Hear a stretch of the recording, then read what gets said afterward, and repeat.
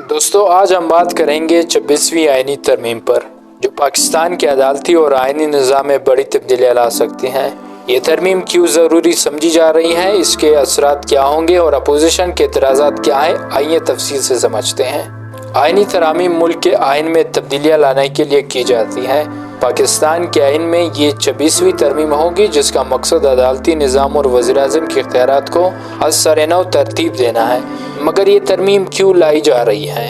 इस तरमीम में कुछ अहम तब्दीलियाँ तजवीज़ की गई हैं। वज़ीर-ए-आज़म को कुछ मामलात में अदालती निगरानी से मुस्तस्ना करार देने की तजवीज़। इस तरमीम के तहत वज़ीर-ए-आज़म को ऐसे इख्तियारात दिए जा रहे हैं जो उन्हें अदालती निगरानी से महफूज रखते हैं। हुकूमत के मुताबिक ये ज़रूरी है ताकि वज़ीर-ए-आज़म पाकिस्तान अहम कौमी मामलात में आज़ादाना फ़ैसले कर सकें। ताहम अपोजिशन का कहना है कि ये इख्तियारात वज़ीर-ए-आज़म को जमहूरी निज़ाम से बालातर बना देंगे। नई आईनी अदालत का क़याम। आईनी अदालत के क़याम का मकसद है कि आईनी मसाइल को जल्द हल किया जाए, जो कि एक पॉजिटिव फैसला है, लेकिन अपोजिशन को खदशा है कि इस अदालत के जरिए हुकूमत के हक में फैसले हासिल किए जा सकते हैं, क्योंकि इसकी तश्कील और जजेस की तकर्री पर हुकूमत का असर होगा। गैर मुल्की शहरियत रखने वालों पर अदलिया में तकर्री की पाबंदी। अपोजिशन को इस बिल पर शदीद एतराज़ात हैं। इनका कहना है कि ये तरमीम जमहूरी उसूलों के खिलाफ है और हुकूमत को गैर ज़रूरी इख्तियारात देगी। आर्टिकल 863 में की जाने वाली तब्दीलियाँ भी सियासी इस्तेहकाम को मुतासर कर सकती हैं, क्योंकि इससे अरकान को पार्टी पॉलिसी के खिलाफ वोट देने की आज़ादी मिल जाएगी। तरमीम के असरात। अगर ये तरमीम मंजूर हो जाती हैं तो इसके दूर रस असरात हो सकते हैं। वज़ीर-ए-आज़म की कुव्वत में इजाफा, अदलिया के फैसलों पर असर और पार्लिमानी निज़ाम में तब्दीली, ये सब इस तरमीम के मुमकिन नताइज हैं। तरमीम की मंजूरी का अमल। आईनी तरमीम के लिए कौमी असम्बली और सेनेट दोनों में 2/3 अक्सरियत की ज़रूरत होती है। इसके बाद सदर पाकिस्तान की मंजूरी दरकार होगी। इस वक्त हुकूमत के पास 2/3 अक्सरियत नहीं है, इसलिए उसे अपोजिशन के ताउन की ज़रूरत होगी।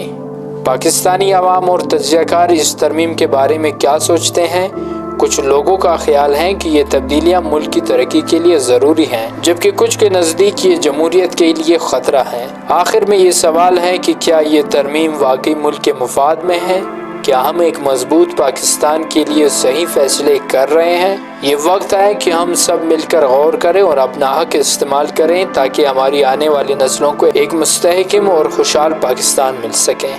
ये वतन हम सब का है, ये ज़मीन, ये फ़िज़ाएँ, ये दरिया और ये पहाड़ सब हमसे मोहब्बत करते हैं। और हमने इस वतन के लिए क्या किया है? आज फिर हम एक तारीख़ी मोड़ पर खड़े हैं, जहां हमारे मुल्क की बुनियादों में एक और ईंट रखी जा रही है, 26वीं आईनी तरमीम। लेकिन क्या ये तरमीम पाकिस्तान को मजबूत करेगी या उसे कमज़ोर कर देगी? ये तरमीम कहती है कि वज़ीर-ए-आज़म को कुछ इख्तियारात दिए जाएं जो अदलिया से बाहर हों, लेकिन क्या ऐसा करना दुरुस्त है? अपोजिशन कहती है कि ये जमहूरियत के खिलाफ है। हमारे नुमाइंदे जिन्हें हमने मुंतखब किया, आज उन पर भारी जिम्मेदारी है। वो इस बिल पर वोट देंगे जिसका असर हम सब की जिंदगियों पर होगा। ये तरमीम अदलिया के बारे में भी बहुत कुछ कहती है। एक नई आईनी अदालत कायम करने की बात है, जिसका मकसद है कि अहम आईनी मामलात का फैसला किया जा सके। लेकिन क्या ये नई अदालत हमारी अदलिया की आज़ादी को मजीद मजबूत करेगी या उसे महदूद कर देगी? अवामी नुमाइंदे कहते हैं कि हम इस तरमीम के ज़रिए अवामी फलाह को बढ़ा सकते हैं, मगर सवाल ये है, क्या हमने उनसे पूछा कि वो क्या चाहते हैं?